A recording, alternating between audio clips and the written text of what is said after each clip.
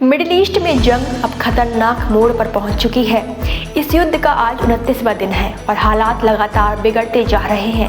Israel और Iran के बीच जारी इस संघर्ष ने अब पूरे क्षेत्र को अपनी चपेट में ले लिया है। हाल ही में इजराइल ने ईरान के न्यूक्लियर ठिकानों को निशाना बनाते हुए बड़ा हमला किया, जिसे इस जंग का टर्निंग पॉइंट माना जा रहा है। इस हमले के बाद ईरान ने भी आक्रामक रुख अपनाया और जवाबी कार्रवाई में कई मिसाइलें दागी। यरूशलम, वेस्ट बैंक और आसपास के इलाकों में हमले किए गए, जिससे वहां के लोगों के बीच दहशत का माहौल बना हुआ है। अब ताज़ा हालात ये हैं कि ईरान ने सीरिया की तरफ भी लगातार मिसाइलें दागनी शुरू कर दी हैं। कई शहरों में धमाकों की आवाज़ें सुनी गई हैं। हालांकि सीरिया ने दावा किया है कि उसकी एयर डिफेंस सिस्टम ने कई मिसाइलों को हवा में ही नष्ट कर दिया है, लेकिन खतरा अभी भी टला नहीं है।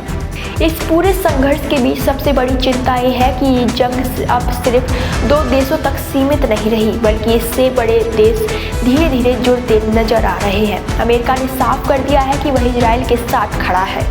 इजराइल के प्रधानमंत्री बेंजामिन नेतन्याहू ने भी साफ शब्दों में कहा कि हम अपने देश की सुरक्षा के लिए किसी भी हद तक जा सकते हैं और हम पीछे हटने वाले नहीं हैं। इस बीच एंटनी ब्लिंकन ने भी सभी पक्षों से संयम बरतने की अपील की है और कहा है कि हालात को कूटनीति के जरिए संभालना बेहद जरूरी है। इस जंग का असर अब वैश्विक स्तर पर भी देखने लगा है।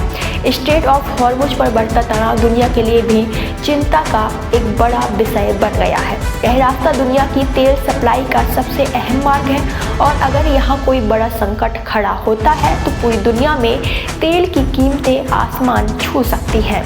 भारत समेत कई देशों ने अपने नागरिकों के लिए एडवाइजरी जारी की है और स्थिति पर नजर बनाए रखी जा रही है।